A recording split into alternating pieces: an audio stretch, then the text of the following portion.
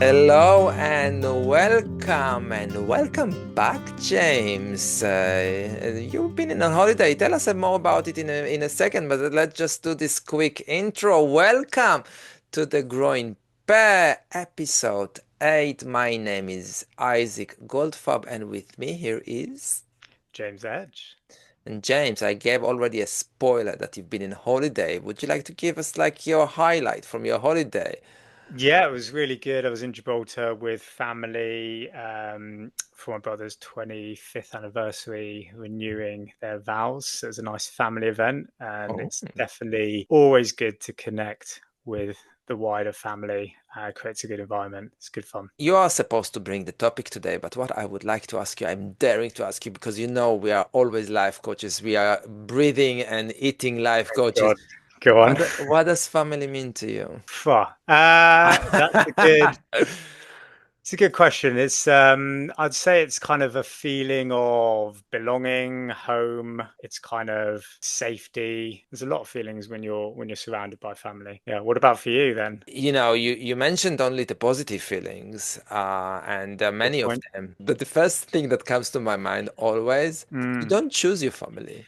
mm, You're born to a family, and you're born to be involved with people that not necessarily you would have chosen as to be your friends, but this is family and it's stronger than anything else. And that's what I'm trying to explain my kids, for example, because bless them, they don't love each other. But what I'm trying to mm. explain them is always be for each other, whether you like it or not. So that's what family That's for me. that's really good. It just made me think like, to an extent, there's what's the word? It's kind of like it's like commitment and sacrifice. Because like you said, you don't choose, but you are in a position where you do make it work. And I guess that really shows humans can be can Is that be our really topic committed. today then? Or do Well, you it's say it's a it's a really good one. I like we that. can we can we can talk, can stay on that topic, or we can hear what you planned for this session.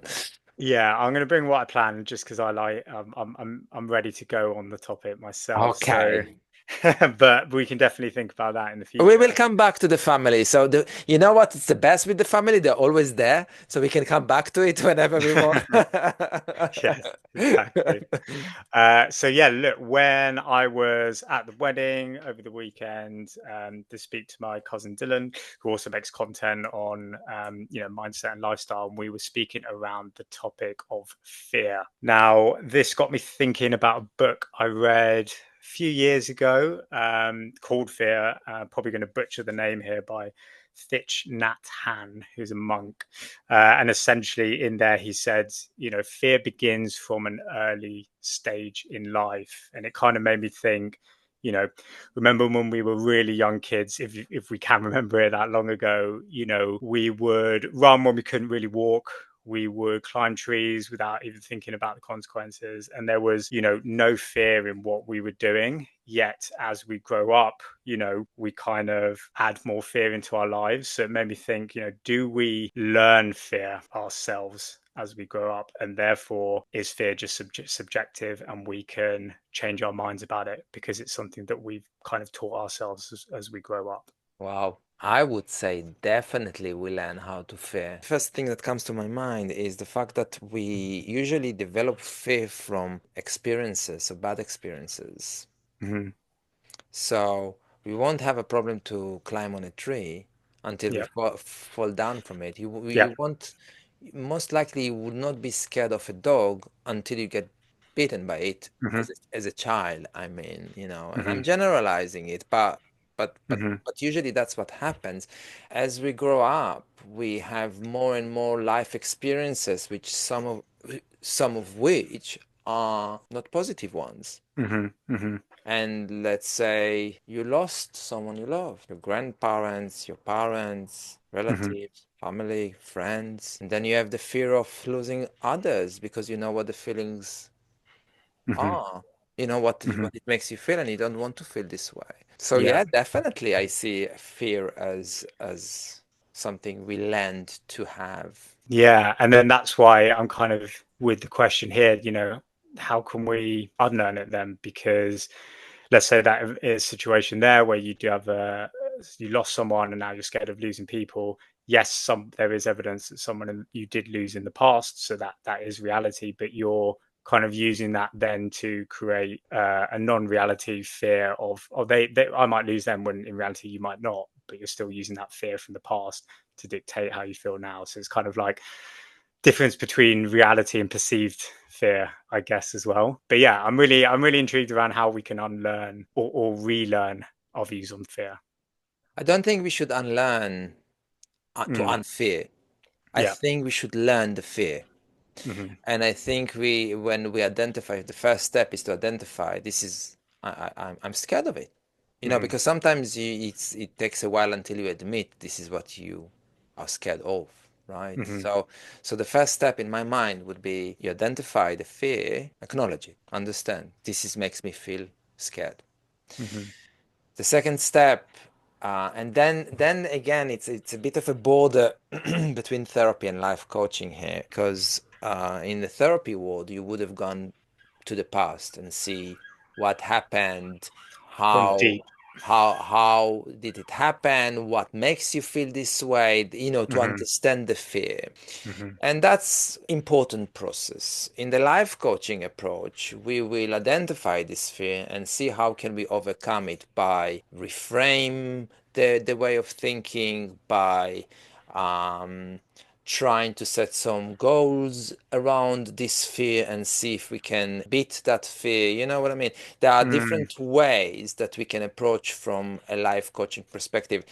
And if I'm really honest with you, after being in therapy for so many years, mm-hmm. I think I would have preferred the latter, the Mm-hmm. life coaching approach, because in the end of the day, I want to overcome it. Mm-hmm. So, yes, it's great to understand where it's coming from, but it's not Mm, necessarily will give me that push. I'm not saying it's for sure it's not, but not necessarily this is the idea. The idea there is to understand the deep meaning of that fear and the layer of feelings and all of that. And it's great work if you are happy to do it. Personally, I'm a practical person. I would mm-hmm. like to move forward. I would like to understand, okay, this is what I'm handling at the moment. What do I need to do next? What's your take on it? Yeah, it just made me think again, in theory then is everything looking forward, the past is the past, everything looking forward is perceived fear. So I think we're, bringing it back to life coaching and stuff, not to dwell on the actual experience of the past, but to maybe understand that something in your past is giving you that perceived fear now of doing things going forward. And it's that realization that it's perceived fear, not actual evidence in the moment right now, and that's actually how you can get over start working towards your goals instead of being inhibited by it. So I think that reflection around it is perceived. It's not, there's no actual evidence right now for that fear. If you really think about it, that I think is quite a cool realization to have. You said something as a sentence, and I want to make sure I understood it correctly. You said something like everything in the future can be translated as fear. Did you say something? Perceived Perceived as fear? perceived fear. Yeah. Tell me more about it. What do you mean? So let's say I have been offered a job and I am scared that I'm not going to be good at it. It is perceived fear because I don't know whether I'm going to be good or not at the job. So it's something maybe from my past that is making me be scared that I can't do that job, let's say, but it's perceived fear. It's not natural fear. It's not human fear. Like I'm not in danger. There's no actual if we look at animal instinct kind of fear, there's nothing there. It's a job. I'm not in danger. And then it's just something else from my past that has maybe damaged my confidence or created self-doubt that makes me fear of doing that job. So it's perceived fear. If Mm. animals would have lived their life by fears, they wouldn't survive a day because they still need to eat, for example. So they will have to find a way to Hmm. get food, naturally, by instinct, by natural. They find ways to overcome their fears. And as human, we sometimes dwell in our fears. Hmm. And when I'm having a chat with clients about, the past and the future, and I'm always presenting how it's important to look at the present. I believe in the three boxes. We have three boxes inside us: the past box, the present box and the future box. And the Mm-hmm. past box, when we open it, we discovered so many things about, what made us who we are, and it's important, and that's usually belongs to the therapy world, to the counseling world, where Mm-hmm. you open this and then you open the future box and then you say, oh, they have so many exciting things I would like to do in the future and things that can happen. But with that, as you said, there is that fear of, oh, would I have enough money to do it? Would I have the knowledge, the skills, and etc. And what I'm saying to people is open the present box. And if you think about it, it's present equal gift. This is our gift. What's happening now, today, our conversation here. And if you hear this podcast anywhere, watching us on YouTube, now it's the moment. Now it's the most important thing. And then when you do that, the power of the fears will get weakening and weakening Yeah. because you're living the moment, you're living now. You're living the here and the now, and you're making the most of it, of the here and the now, and plan with life coach, with whomever you want, the next step towards your future with as limit fears as possible. Yeah. And I think to that point, it was actually mentioned in that book I mentioned as well by Thich Nhat Hanh, that the presence, the present moment was the antidote to the fear. Because in this moment, those perceived fears in your mind, like going overthink, dwelling, isn't there. So if you take that out, seems to almost combat it. And yes, being in the present can help get rid of that fear in your mind. But also, if we take back that example of if I got offered a job and I was scared of taking it because I didn't think I could do it or whatever, yes, my brain might automatically think of a past time where I had self doubt or whatever, and that will come up and make me feel fearful. But then if you reframe that as well, and then maybe go back into the past and look at, a job that I did where I did really well and I had really showed some strengths, showed some skills. If I think of that moment instead, then that could also get rid of my perceived fear going into this new job. It's kind of like that relearning aspect. Instead of going to, the negative where your mind might go automatically, you switch that around and actually look at a positive in the past and bring that out to help. And I would add to that is that you've been offered a job. Someone thought you are a good fit for this job. Yeah. You offered the job. So if someone thought you're a good fit for the job, you fit for the job. Yeah. Simple as that. And Yeah. that's the And that present. would be being yeah, exactly.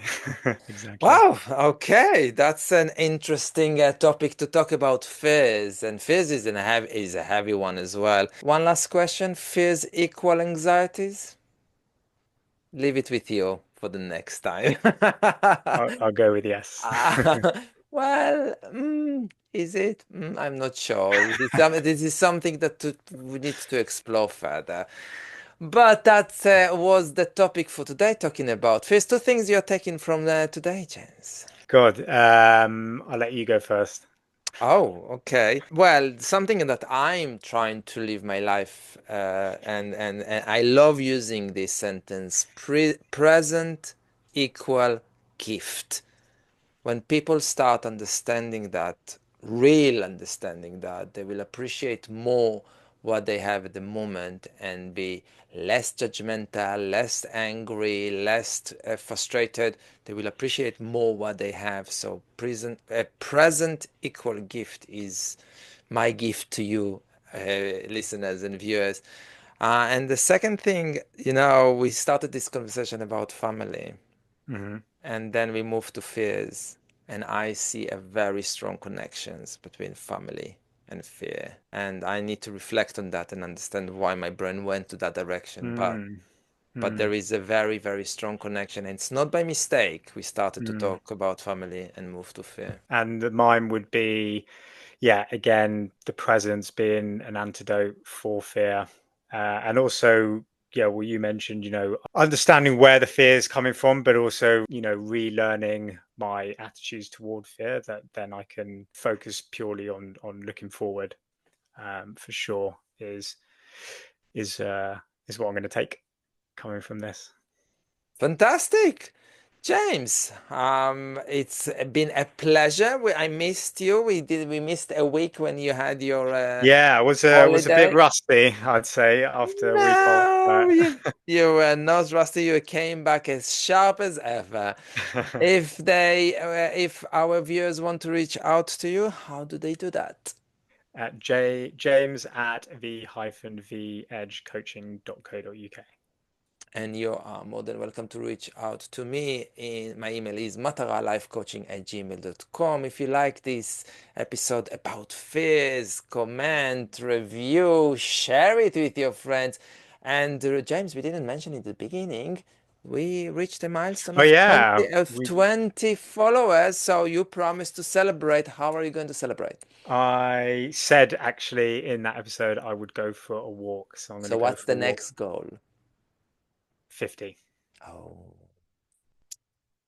more to come. Yes. Almost Th- double, more than double. So yeah. More than that, like a good salesperson. Yeah. Thank you so much, everyone, and see you next time. Thanks everyone. Bye. Bye.